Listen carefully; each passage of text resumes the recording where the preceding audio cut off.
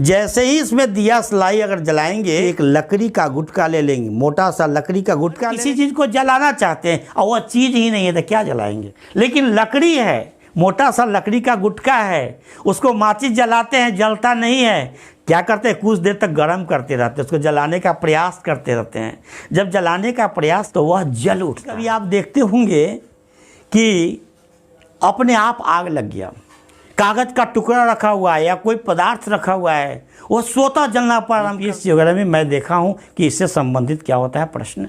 लालटेन तो धीरे धीरे बंद ही हो रहा है।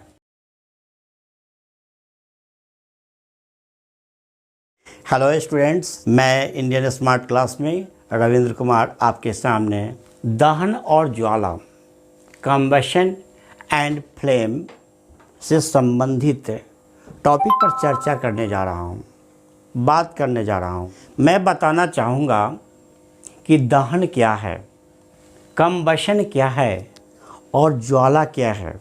कम्बशन के लिए किन किन कंडीशन की आवश्यकता है, कौन सा पदार्थ कम्बसेबल है और कौन सा पदार्थ नॉन कम्बसेबल है, जो आसानी से जल सकता है और जो नहीं जल सकता। आप पहले से जानते हैं कि दहन एक ऑक्सीकरण अभिक्रिया है। दहन एक ऑक्सीकरण अभिक्रिया है। मैं बताना चाहूँगा दहन के बारे में, पहले बताना चाहूँगा कि दहन क्या है। यह संक्षिप्त वीडियो है, आप जान जाइए। दहन और ज्वाला एक टर्म है। इसमें एक वीडियो में दहन से संबंधित बातें होगी और दूसरी वीडियो में आपको फ्लेम से संबंधित जो है बातें होगी। आप जानिए कि दहन क्या है। प्यारे छात्रों, अभी आप दहन पढ़े होंगे लेकिन आप कंफ्यूज रहते होंगे कि दहन क्या है। क्या ऑक्सीकरण दहन है? क्या दहन ऑक्सीकरण है? इस सारी बातों की हम इस वीडियो में चर्चा करेंगे। आप जानिए सबसे पहले कि दहन क्या है। देखिए, दहन एक प्रक्रिया है जिसमें कुछ पदार्थ दहक उठता है, जल उठता है। जल उठता है, वह दहक उठता है। क्या सभी पदार्थ आसानी से जल उठता है, जलने लगता है? कुछ पदार्थ आसानी से जलने लगता है और कुछ पदार्थों को हम बहुत देर तक गर्म करते रहते हैं या बहुत देर तक उसको तापमान देते रहते हैं, तब वह पदार्थ जलना प्रारंभ करता है। इसका क्या कारण है मैं बताऊंगा। कि एक कागज़ का टुकड़ा ले लें, जैसे ही इसमें दिया सलाई अगर जलाएंगे, जैसे ही माचिस की तिल्ली जलाएंगे वे आग पकड़ लेता है। लेकिन एक लकड़ी का गुटका ले लेंगे, मोटा सा लकड़ी का गुटका ले ले, अगर उसमें आप माचिस जलाएं, माचिस की तिल्ली जलाते ही वह जलना प्रारंभ नहीं करता है। क्या कारण है? कोयला ले, कोयला पर क्या किए, माचिस की तिल्ली जलाएं और माचिस जलते ही वह जलना प्रारंभ नहीं करता। इसका क्या कारण है? कारण जानने का प्रयास करेंगे इस वीडियो में। आप इतना महत्वपूर्ण बात मैं बताऊंगा जिसको जान करके आप जो है कि जीवन भर याद रखेंगे और विभिन्न परीक्षाओं में आप इसका लाभ उठाएंगे। देखिए, मैं बताना चाहूँगा दहन। दहन क्या है? तो दहन एक वैसी प्रक्रिया है जिसमें उष्मा और प्रकाश उत्पन्न होता है। जैसे आप सिंपल मान लीजिए कि आप माचिस जलाते हैं, माचिस पर क्या काम करते हैं, तिल्ली मारते हैं। जब क्या काम करते हैं, जब उस पर प्रेशराइज होता है तो तिल्ली जलने लगता है, और जब तिल्ली जलने लगता है तो उसमें जानते हैं कि उष्मा उत्पन्न होता है। और क्या उत्पन्न होता है? प्रकाश उत्पन्न होता है। कैंडल जब जलाते हैं तो उसमें उष्मा उत्पन्न होता है और प्रकाश उत्पन्न होता है। कोई भी चीज़ जलाते हैं, जलने के बाद क्या होता है, जब वह जल जाता है तो वह उष्मा और प्रकाश उत्पन्न करता है। जैसी ही दहन की बातें होगी, आपको दो टर्म याद रखना है, पहला उष्मा और दूसरा प्रकाश। जब दहन होगा तो उष्मा जरूर होगा और प्रकाश जरूर होगा। बात आपको समझ में आ रही है? जैसे मान लीजिए कि आप लकड़ी को जलाते हैं, लकड़ी को जलाते हैं, लकड़ी कार्बन का बना हुआ है, कार्बनिक पदार्थ, लकड़ी है, कोयला है, कागज़ है, ये सभी पदार्थ कार्बन के बने होते हैं। और इन पदार्थों को जलने के लिए, इन पदार्थों को जलाने के लिए किसी अन्य पदार्थों की आवश्यकता होती है। हम जलाते हैं तभी सोच नहीं पाते हैं, सोचते हैं कि माचिस जलाएं, जलने लगा, लेकिन वहाँ पर अगर हम ऑक्सीजन की उपस्थिति नहीं होगी, अगर जला देंगे या कोई शीशा के बर्तन से अगर ढक देंगे और कुछ देर के बाद बुझ जाएगा, क्योंकि जब तक उसको ऑक्सीजन मिलता रहेगा तब तक वह जलता रहेगा। ऑक्सीजन मिलना बंद हो जाएगा, वह जलना क्या कर देगा, बंद कर देगा। इसलिए दहन के लिए कुछ दहन के पोषक पदार्थों की आवश्यकता है, दहन के पोषक पदार्थों की आवश्यकता है। आप एग्जाम्पल के रूप में आपको दिया हुआ है, बोर्ड पर मैं बना चुका हूँ, लिख चुका हूँ कि कार्बन है। कार्बन मतलब क्या समझ है, कागज़। कार्बन मतलब क्या समझ है, लकड़ी। क्या कार्बन मतलब क्या समझ है, कोयला। ये कार्बनिक पदार्थ है, कार्बन है। इस कार्बन को अगर हम जलाना चाहेंगे तो यह अपने आसपास से ऑक्सीजन को ले लेगा। इसको जलने में ये स्वयं अकेला नहीं जल सकता है, इसको जलाने में सहायक है क्या चीज़, ऑक्सीजन। बिना ऑक्सीजन के कार्बन नहीं जल सकता है। और जलने के बाद यह बना देता है कार्बन डाइऑक्साइड। जब आप कागज़ जलाते हैं तो जैसे ही जलने लगता है तो आप देखते होंगे एक धुआं ऊपर की ओर निकल रहा है, या बहुत अल्प मात्रा, अगर फ्लेम अच्छा से दे रहा है तो उसमें अल्प मात्रा में धुआं निकल रहा है, कुछ निकलता हुआ गैस प्रतीत होता है, वह क्या है, कार्बन डाइऑक्साइड। और साथ ही साथ उसमें देखेंगे कि उसमें फ्लेम उत्पन्न हो रहा है। क्या हो रहा है, ज्वाला उत्पन्न हो रहा है। और क्या देखेंगे कि उसमें ताप प्रदर्शित हो रहा है, लाइट प्रदर्शित हो रहा है। ये सभी वस्तुएं, ये सभी तरह की जो है कि स्थितियां जो है हमको दहन की स्थिति में दिखाई देगी। तो कार्बन ऑक्सीजन के उपस्थिति में क्या ऑक्सीकृत हो गई, कार्बन का ऑक्सीकरण हो गया। अगर कोई पदार्थ ऑक्सीजन को एक्सेप्ट कर लेता है, मतलब वह ऑक्सीकृत हो गया और यह कार्बन डाइऑक्साइड बना देता है। और आप जानते हैं कि यह हीट कर देता है, क्या कर देता है, हीट कर देता है, ऊष्मा दे देता है। और क्या देता है, लाइट दे देता है। क्या जाता है, लाइट दे देता है। उसी तरह से अब इस बात को आप जान जाइए। अभी आप हो सकता है कि जान रहे होइएगा कि किसी भी पदार्थ को जलाने के लिए ऑक्सीजन की आवश्यकता होगी, नहीं। पदार्थों को जलाने के लिए ऑक्सीजन की आवश्यकता होगी, लेकिन ऑक्सीजन के अलावा अन्य पदार्थ भी दहन में मदद करते हैं। वह आपके सामने देख रहे हैं नाइट्रोजन। नाइट्रोजन अगर आप क्या काम करें कि एक क्या ले, कि आप एक ले ले, बीकर ले लें, और इसमें क्या करें कि एक चिमटा से मैग्नीशियम के रिबन को क्या काम करें, ले लें। और इसमें अगर नाइट्रोजन गैस अगर आप डाले हुए हैं तो यह क्या काम करेगा कि यह रिबन तेज़ी से, अगर इसको जला करके इसमें ले जाएंगे, अगर इसको जला करके ले जाएंगे, यहाँ से अगर क्लोज कर रहे हैं या अल्प जगह दे रहे हैं, तो यह मैग्नीशियम भी नाइट्रोजन की उपस्थिति में जलना प्रारंभ कर देता है। आपके दिमाग में होगा कि दहन के पोषक पदार्थ ऑक्सीजन है, नहीं, दहन के पोषक पदार्थ नाइट्रोजन भी है। दहन के पोषक पदार्थ नाइट्रोजन आपको मैंने बतलाया।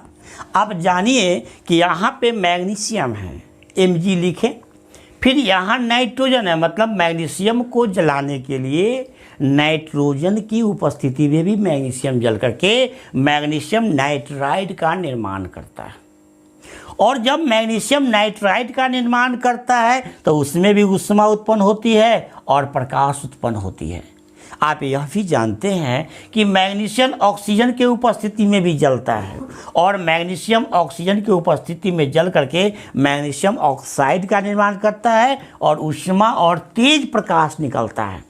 जब आप मैग्नीशियम के रिबन को जलाएंगे तो जलने के बाद काफ़ी तीक्ष्ण और काफ़ी तेज लाइट निकलेगी, इसीलिए लिखा गया यहाँ पर तेज प्रकाश।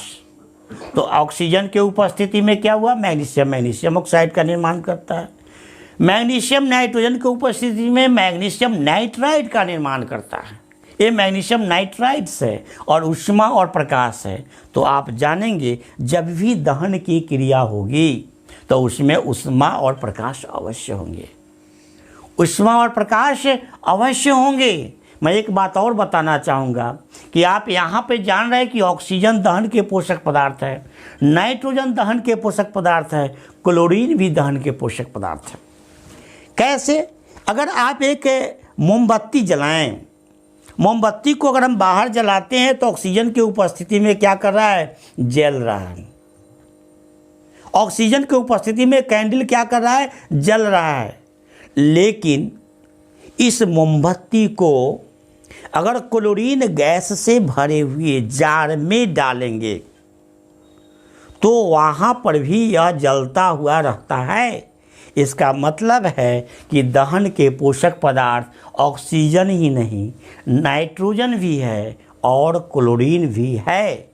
इसलिए आप यह दिमाग से हटा दें कि दहन के पोषक पदार्थ क्या है। तो ऑप्शन में अगर ऑक्सीजन देखिएगा तो घबरा के कह दीजिएगा हाँ ऑक्सीजन है। हो सकता है नाइट्रोजन दे हो सकता है क्लोरीन दे, हो सकता है कि दे ऊपर के सभी दे। तो आपको लिखना पड़ेगा कि ऊपर के सभी जो है दहन के पोषक पदार्थ है।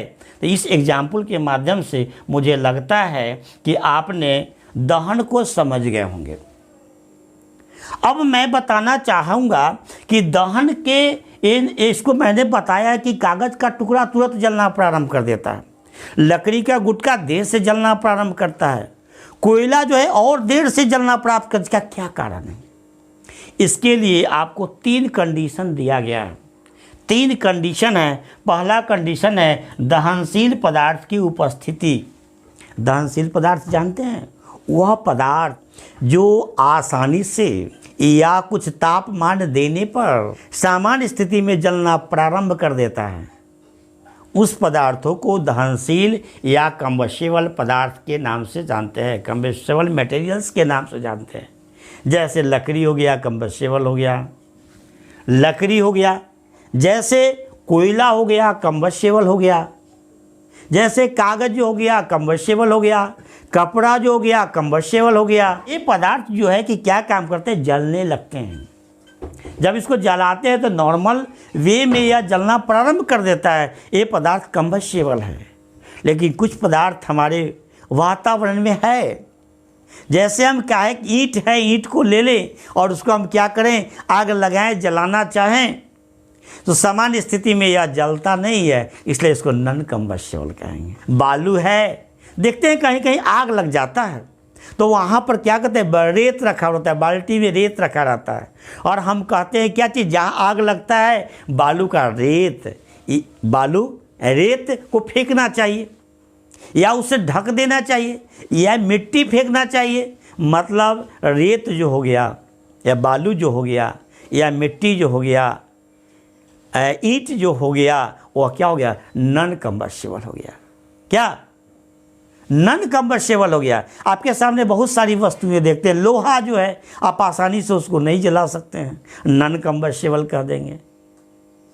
वैसे तो सभी पदार्थ जल जाएंगे। लोहे को भी अगर एक तापमान अगर दे देंगे, हाई टेम्परेचर दे देंगे तो लो भी जलना प्रारंभ लगेगा। लेकिन सामान्य स्थिति की बातें कर रहे हैं। सामान्य स्थिति में कुछ वस्तु जलता हुआ दिखता है, कुछ वस्तु नहीं जलता हुआ दिखता है। तो जो जलता दिखता है कम्बस्टेबल, नहीं जलता दिखता है नॉन कम्बस्टेबल। अब प्रश्न है, कम्बशन के लिए, दहन के लिए आवश्यक कंडीशन क्या है, आवश्यक शर्तें क्या है? तो दहन के लिए आवश्यक शर्त है दहनशील पदार्थों की उपस्थिति। अगर किसी चीज़ को जलाना चाहते हैं और वह चीज़ ही नहीं है तो क्या जलाएंगे? यहाँ पर अगर हम माचिस जलाएंगे तो क्या ऑक्सीजन जलेगा? ऑक्सीजन सहायक होगा, यहाँ पे कागज के टुकड़ा लाएंगे, वो दहनशील पदार्थ होगा और उस कागज के टुकड़ा में जलने में मदद करेगी ऑक्सीजन, तो वह दहन के पोषक पदार्थ होगा। तो इसीलिए दहन के आवश्यक शर्तें हैं दहनशील पदार्थों की उपस्थिति, लकड़ी और कोयला। दूसरा, दहन के पोषक पदार्थ की उपस्थिति। जैसे दहन के पोषक पदार्थ मैंने एग्जाम्पल के माध्यम से दिया था, ऑक्सीजन हो गया, नाइट्रोजन हो गया और क्लोरीन हो गया। मैग्नीशियम को क्लोरीन की उपस्थिति में जलाते हैं तो यह जलने लगता है। यहाँ पर ऑक्सीजन, नाइट्रोजन और क्लोरीन जो हुआ दहन के पोषक पदार्थ हुआ। एक बहुत इंटरेस्टिंग बात है। क्या इंटरेस्टिंग बात है? अगर दहनशील पदार्थ भी है, दहन के पोषक पदार्थ भी है, लेकिन अगर इग्निशन टेम्परेचर, जिसको बोलते हैं क्या चीज, ज्वलन ताप, ज्वलंत ताप अगर उसको नहीं मिलेगा या जब तक उसके ज्वलन ताप प्राप्त नहीं होगा तब तक वह जलना प्रारंभ नहीं करेगा। जैसे कागज में आग लगाएं या जलना प्रारंभ कर देता है, क्योंकि रूम टेम्परेचर पर, नॉर्मल टेम्परेचर ही उसका ज्वलंत ताप है। लेकिन लकड़ी है, मोटा सा लकड़ी का गुटका है, उसको माचिस जलाते हैं, जलता नहीं है। क्या करते हैं, कुछ देर तक गर्म करते रहते हैं, उसको जलाने का प्रयास करते रहते हैं। जब जलाने का प्रयास करते रहते हैं तो अपने इग्निशन टेम्परेचर को प्राप्त कर लेता है। जब वो अपने इग्निशन टेम्परेचर को प्राप्त कर लेता है और दहन के पोषक पदार्थ की प्राप्ति हो जाती है तो वह जल उठता है। वह क्या करता है, जल उठता है। तो किसी भी वस्तु को जलाने के लिए ज्वलंत ताप की आवश्यकता होती है। आप कब देखते हैं कि पेट्रोल में आप माचिस जलाते हैं और पकड़ लेता है, कुछ दूर से ही पकड़ लेता है। कागज के टुकड़ा में आग जलाते हैं, नज़दीक ले जाते ही जल उठता है, क्योंकि उसका ज्वलंत ताप निम्न है। आप पेट्रोल की बात करेंगे तो पेट्रोल की ज्वलंत ताप -43 डिग्री सेल्सियस है। अगर -43 डिग्री सेल्सियस भी अगर पेट्रोल का टेम्परेचर रहेगा तो वह उसमें आग आसानी से पकड़ लेगा। लेकिन एक कागज़ का टुकड़ा है, उसको आप भिगो दीजिए, पानी में डाल दीजिए और माचिस जलाइए निकाल करके, तो नहीं पकड़ेगा, क्योंकि रूम टेम्परेचर से उसका तापमान कम हो गया। तो रूम टेम्परेचर से जब वह कम हो गया तो वह क्या करेगा, नहीं जल पाएगा, क्योंकि फिर वह गर्म होगा या सूखेगा। मतलब वो सूखने के बाद जब इग्निशन टेम्परेचर का मान जब रूम टेम्परेचर के बराबर हो जाएगा या उसके आसपास हो जाएगा तो वह क्या करेगा, जलना प्रारंभ कर देगा। बात समझ में आ रही है? अब देखिए कि दहन के पोषक पदार्थ की उपस्थिति, ऑक्सीजन, नाइट्रोजन, क्लोरीन, ज्वलंत ताप की प्राप्ति। जब ज्वलंत ताप मिलना प्रारंभ कर देता है तो वह वस्तु जलना प्रारंभ कर देता है। ये बात हमको लगता है कि आपको समझ में आ गई होगी। अब इस बात को जानिए कि इसको कैसे कहेंगे, कैसे व्यक्त करेंगे, ज्वलंत ताप को कैसे व्यक्त करेंगे। जिस निम्नतम ताप पर कोई पदार्थ जलना प्रारंभ करता है, जिस निम्नतम ताप पर कोई पदार्थ जलना प्रारंभ कर उस ताप को उस पदार्थ का ज्वलन ताप कहते हैं। ये आप याद कर लेंगे, लेकिन समझ के याद करेंगे। वह निम्नतम तापमान जिस पर वह वस्तु जलना प्रारंभ कर देता है, वह निम्नतम ताप जिस तापमान पर वह वस्तु जलना प्रारंभ कर देता है उसको बोलेंगे ज्वलंत ताप, या उसी को अंग्रेजी में बोलेंगे इग्निशन टेम्परेचर। अब मैं बताना चाहूँगा एक चीज़, बहुत अच्छी बात बताना चाहूँगा कि आप देखेंगे कि इग्निशन टेम्परेचर, कोल जो देख रहे हैं, कोयला जो देख रहे हैं, 300 डिग्री सेल्सियस पर क्या होता है, वह जलना प्रारंभ कर देता है। आप क्या करते हैं, कोयला में कुछ देर तक गर्म करते रहते हैं। मतलब कोयला का तापमान जैसे ही 300 डिग्री प्राप्त हो जाएगा वह कोयला जलना प्रारंभ कर देगा, कोयला में आग पकड़ लेगा। मतलब कोयला का इग्निशन टेम्परेचर 300 डिग्री सेल्सियस है। मैंने बताया कि पेट्रोल का इग्निशन टेम्परेचर -43 डिग्री सेल्सियस है। मैंने बताया कि कागज़ का टुकड़ा का इग्निशन टेम्परेचर रूम टेम्परेचर के आसपास है। इसलिए वह कोयला वो इसलिए वह कागज़ जो है आसानी से जलना क्या करता है, प्रारंभ कर देता है। मैं एक और बात बताना चाहूँगा कि इग्निशन एक है, ऑटो इग्निशन क्या होता है। ऑटो इग्निशन कभी कभी आप देखते होंगे कि अपने आप आग लग गया, कागज़ का टुकड़ा रखा हुआ है या कोई पदार्थ रखा हुआ है, वो स्वतः जलना प्रारंभ कर दिया, बिना जलाए हुए जलना प्रारंभ कर दिया, तो उसको बोलते हैं ऑटो इग्निशन। इसका क्या मतलब, अगर एक पेपर का टुकड़ा है, पेपर के टुकड़ा के आसपास का तापमान यदि 218 से 246 डिग्री के बीच होगा, पेपर का टुकड़ा रखा हुआ है, उसके आसपास का तापमान 218 से 246 डिग्री के आसपास होगा, तो उसमें कागज़ में स्वतः आग लग जाएगा। उसको बोलते हैं ऑटो इग्निशन टेम्परेचर। फॉस्फोरस का तापमान अगर -34 डिग्री सेल्सियस होगा, अगर फॉस्फोरस रखे हुए हैं उसको जो है कि -34 डिग्री से कम तापमान पर रखेंगे तब वह नहीं जलेगा, नहीं जल उठेगा। लेकिन जैसे ही -34 डिग्री या प्लस में तापमान होगा, इसमें काफ़ी तेज़ी से आग पकड़ लेगा। इसलिए फॉस्फोरस का ऑटो इग्निशन टेम्परेचर -34 डिग्री होगा। स्ट्रोंशियम एक एलिमेंट्स है, स्ट्रोंशियम का तापमान 1075 डिग्री सेल्सियस है।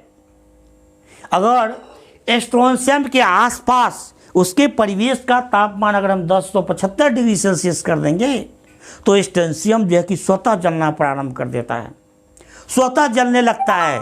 इसलिए स्ट्रोंशियम का तापमान जो है, ऑटो इग्निशन टेम्परेचर का मान जो है 1075 डिग्री सेल्सियस होगा।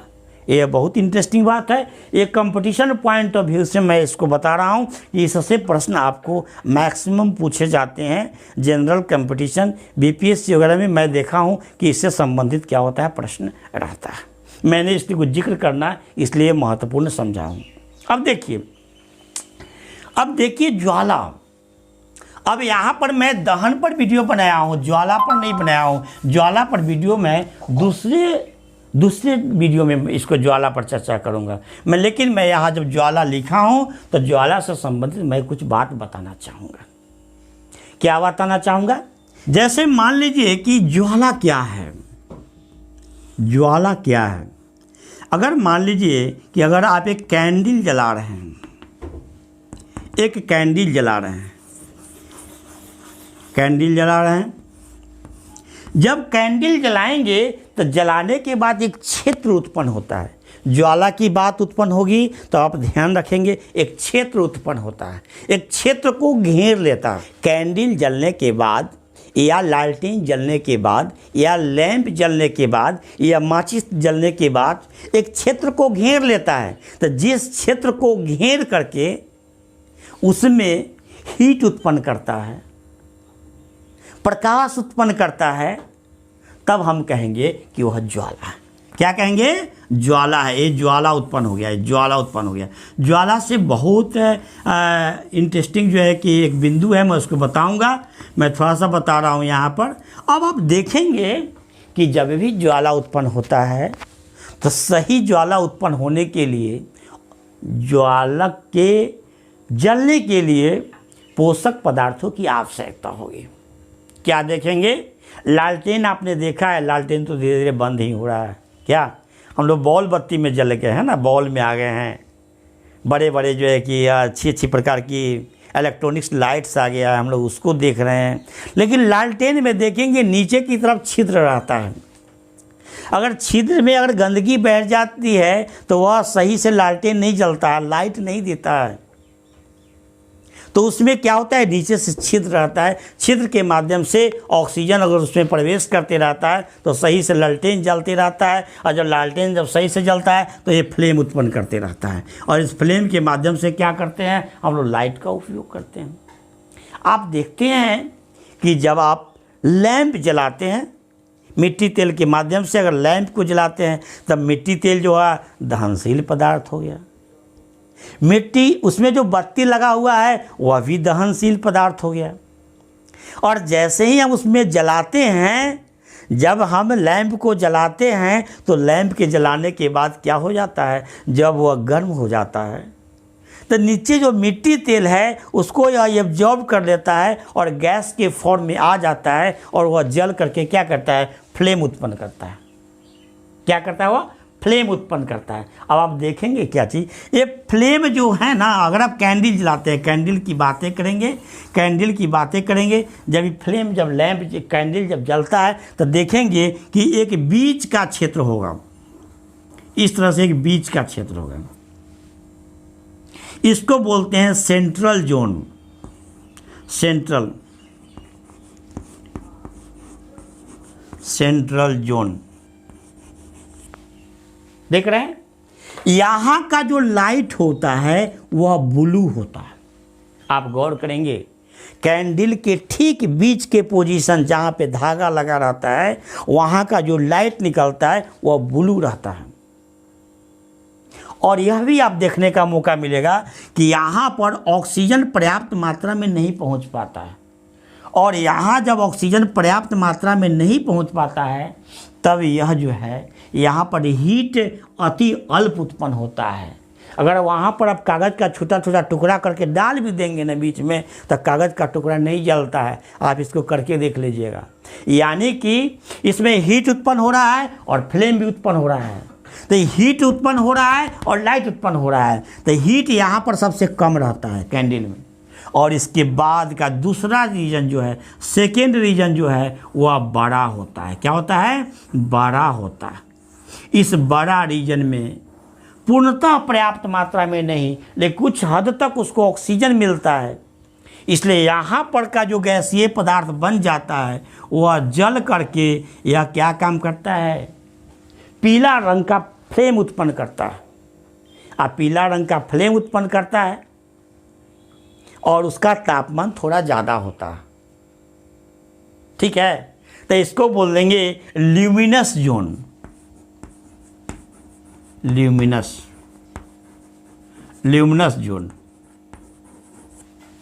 और उसके बाद यह जो देख रहे हैं बाहर का क्षेत्र देख रहे हैं, इसको बोलेंगे नॉन ल्यूमिनस जोन। बात समझ में आ रही है। फिर मैं इस पर एक दूसरा वीडियो बनाऊंगा, इस पर जो है कि दूसरा वीडियो बनेगा जिसमें अच्छा से जो है कि ज्वाला के बारे में बताएंगे। ज्वाला क्या है, ज्वाला का किस प्रकार के लाइट में किस प्रकार का ज्वाला उत्पन्न होता है, इसके बारे में मैं इसकी अगला वीडियो बनाऊंगा। वीडियो के साथ मैं अब इसको अंत कर रहा हूं, और मैं आपसे उम्मीद करता हूं कि इसको देखेंगे और हमारे छात्रों को और हमारे जो मित्रों को, इष्ट मित्र हैं, उनको बताऊंगा कि इससे संबंधित वीडियो डाला हुआ है, इसको अध्ययन करेंगे और सीखेंगे और शेयर करेंगे, सब्सक्राइब करेंगे।